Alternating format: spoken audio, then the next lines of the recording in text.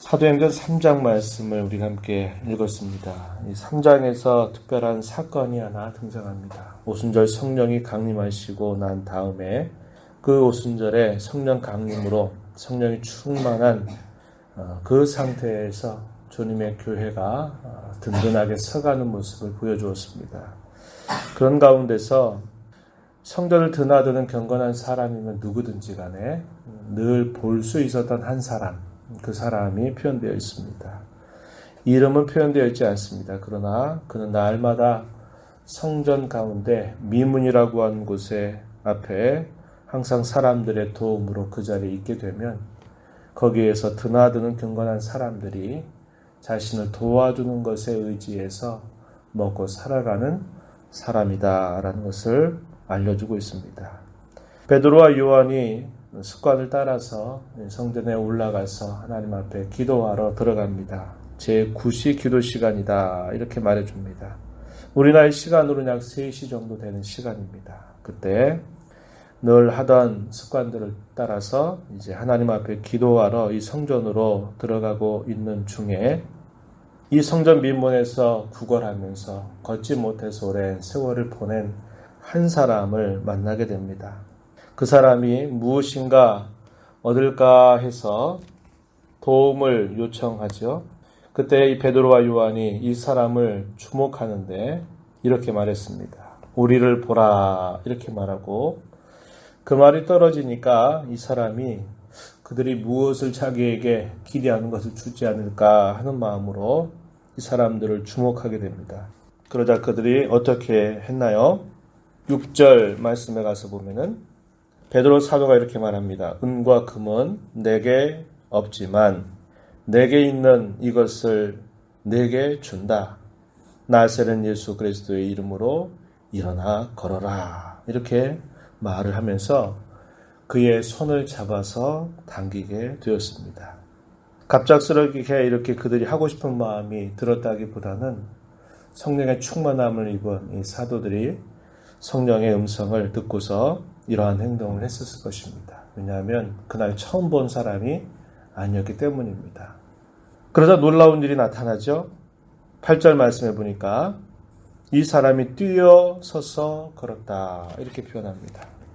뛰어서서 걸었고 또 이 사도들을 따라서 성전 안으로 함께 들어가게 됩니다. 거기에서 걸어보기도 하고 뛰어보기도 하게 됩니다. 그러면서 함께 하나님께 영광을 돌리며 찬양을 드리는 이 놀라운 일이 일어나게 되었습니다. 이 일로 인해서 사람들이 깜짝 놀라게 되죠. 그래서 이 일 때문에 사람들이 모여듭니다.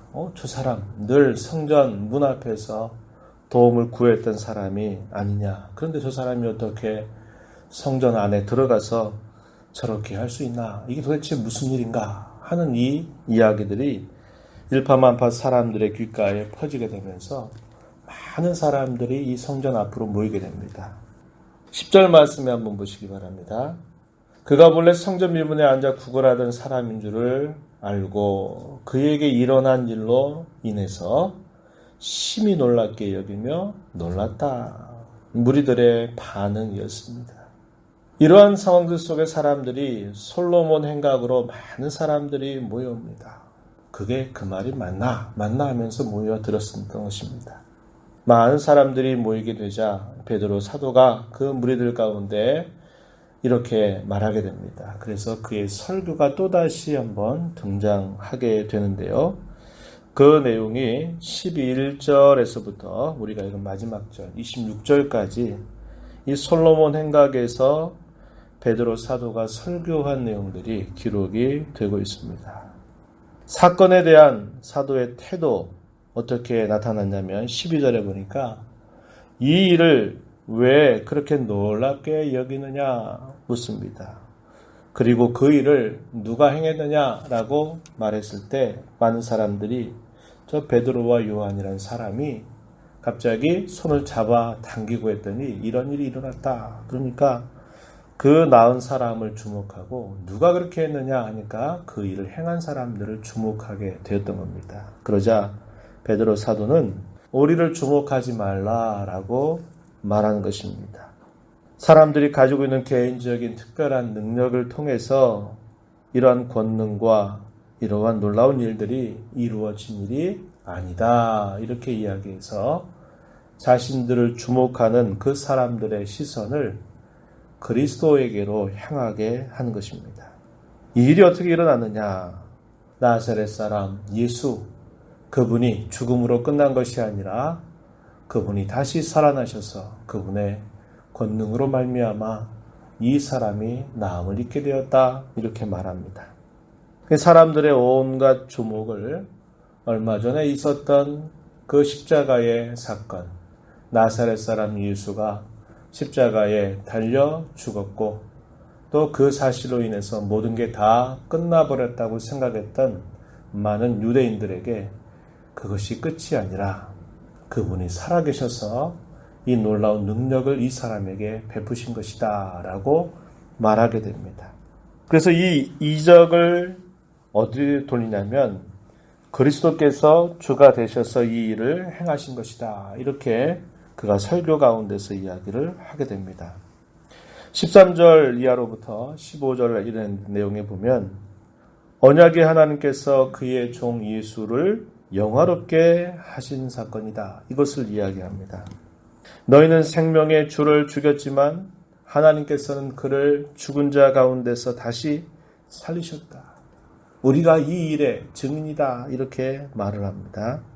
16절 가서 보면 그러한 놀라운 일이 어떻게 일어나게 되었느냐. 부활하신 그리스도의 이름을 믿음으로 말미암아 이 사람이 고침을 받은 것이다. 이렇게 해석을 해주고 있습니다. 그리스도 그리고 그 그리스도를 믿는 믿음이 이 사람에게 이런 놀라운 기적이 일어나게 한 것이다. 이렇게 설명을 해줘요.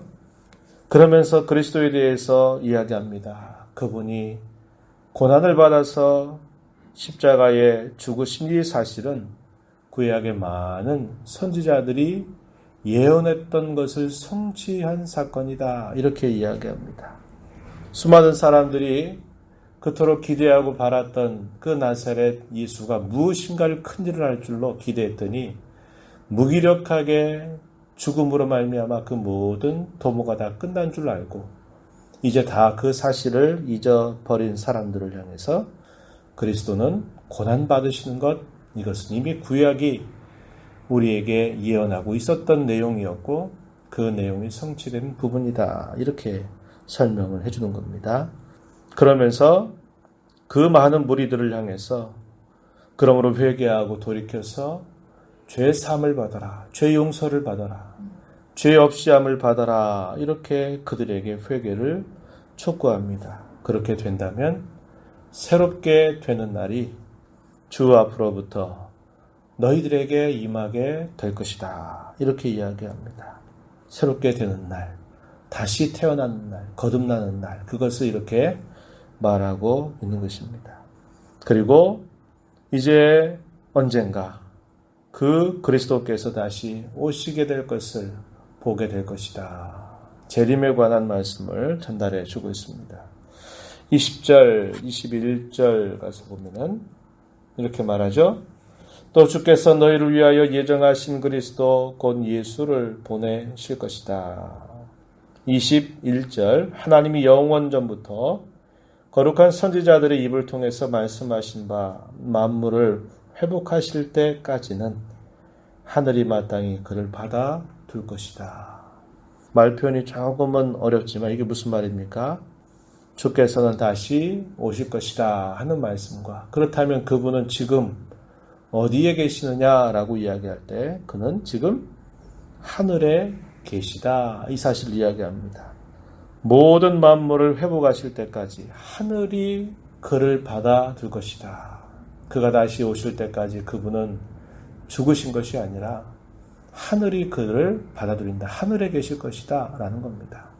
우리가 읽었던 초대의 말씀처럼 그리스도는 이 땅에 공생으로 사실 때에는 이 땅의 지상에서 하나님 나라의 복음을 전하면서 자기 백성들을 구원하신 일을 하셨고 그분이 부활하시고 승천하신 이후로는 하늘에서 천상에서 여전히 하나님 나라의 복음을 전하고 구원하시는 일을 끊임없이 행하고 계시다는 겁니다. 그래서 그리스도의 지상사역, 그리스도의 천상사역, 이것을 잘 보여주고 있는 것이 사도행전의 전체 기록이다. 그런 말씀을 드렸습니다.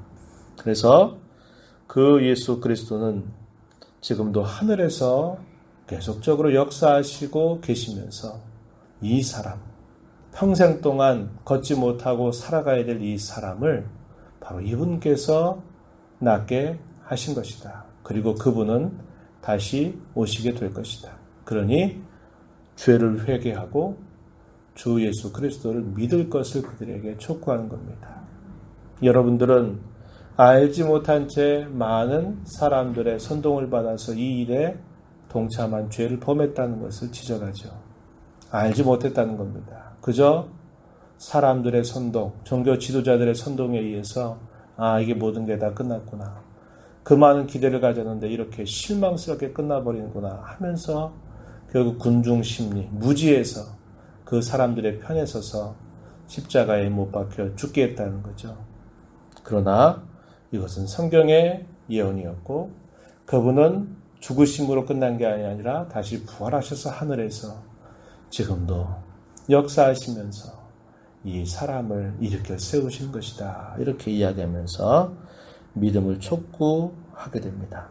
22절부터 26절의 내용은 믿을 것을 그들에게 공부하죠.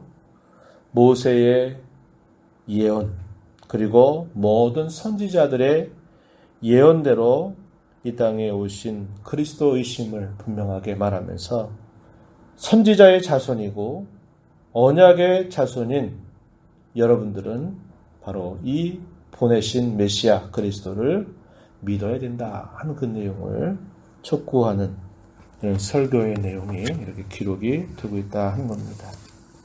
우리가 이 말씀을 보면서 그리스도만으로 충분하다라는 사실을 우리는 다시 한번 확인할 수 있습니다. 성전 미문에서 늘 앉아 도움을 구하면서 살았던 사람에게 가장 필요했던 것은 뭐라고 생각합니까? 사람들이 자기에게 무엇인가를 도와주는 거죠. 돈을 주거나 아니면 먹을 것을 제공하거나 뭔가 자신을 도와주어야만 그 필요가 채워져야만 자기는 산다 이렇게 생각합니다. 그러나 성령의 충만함을 입었던 이 베드로와 요한은 어떤 생각이었을까요?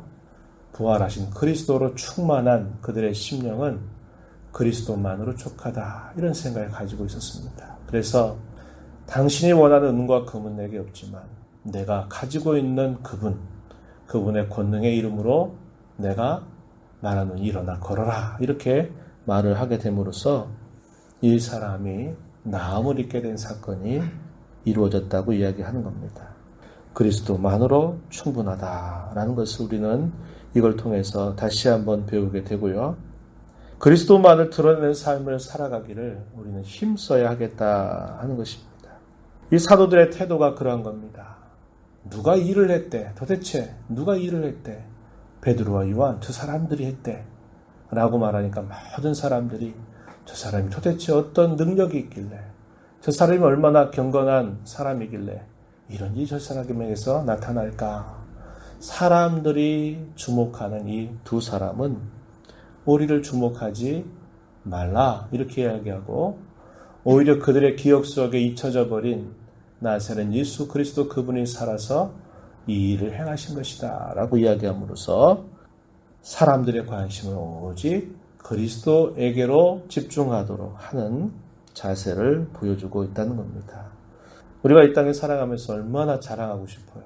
우리의 부끄러움과 수치는 어떻게든지 가리고 숨기고 싶은 심리를 가지고 있고 뭔가 한 일에 대해서는 사람들이 다 알아주기를 기대하는 본성을 가지고 있습니다.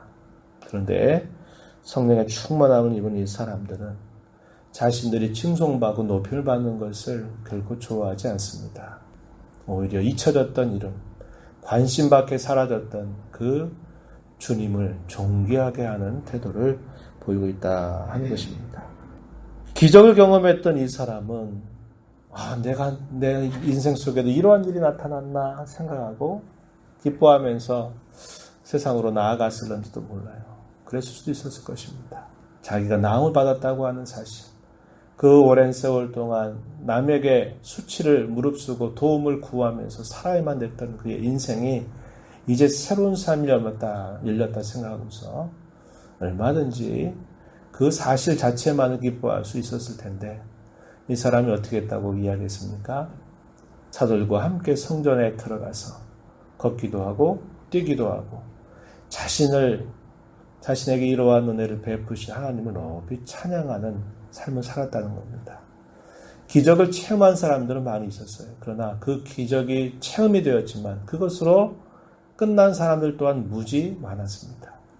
기적보다 더 중요한 건 뭡니까? 그 기적을 통해서 그 기적을 행해 주신 그리스도를 만나고 믿고 아는 것입니다. 이적을 재현하는 것, 그게 우리의 관심이 아니라 그 일을 행하게 하신 그리스도의 주되심을 언제나 우리가 목격한 자들로서 주의 증인된 삶을 잘 살아가는 모두가 되기를 축복합니다. 하나님 아버지, 오늘도 저희들을 일깨워 주셔서 주 앞에 불러주시고 말씀을 통하여 하나님께서 또한 일을 인생 가운데 행하시는가를 다시 한번 살펴보았습니다. 성령에 충만했던 이 사도들은 자신들을 주목하기보다도 그리스도만으로 충분한 줄 알았고 또 자신들을 높이려고 했던 많은 사람들의 관심을 그들의 기억 속에 잊혀져 갔던 그리스도에게 집중하게 하므로 그분을 믿을 것을 촉구하고 증인된 삶을 살아가는 모습을 보여주었습니다. 구원의 은혜를 값없이 받아서 하나님의 자녀가 된 저희들 이 땅에 살면서 오직 그리스도의 증인으로 사는 것, 주님이 우리의 참된 자랑거리임을 언제나 고백하고 주님 모시고 살아가는 것으로 인하여 세상을 부럽게 여기며 살기보다는 그리스도로 충분한 줄 알고 살아가는 저희들의 삶이 되게 하여 주시옵소서. 은혜의 보좌 앞에 나와서 아버지의 은혜를 구하며 살아가는 주의 귀한 자녀들에게 크신 은혜와 복을 더하시고 간구의 귀를 기울여 주시며 응답하여 주시옵소서. 예수님 이름으로 간절히 기도드리옵나이다. 아멘.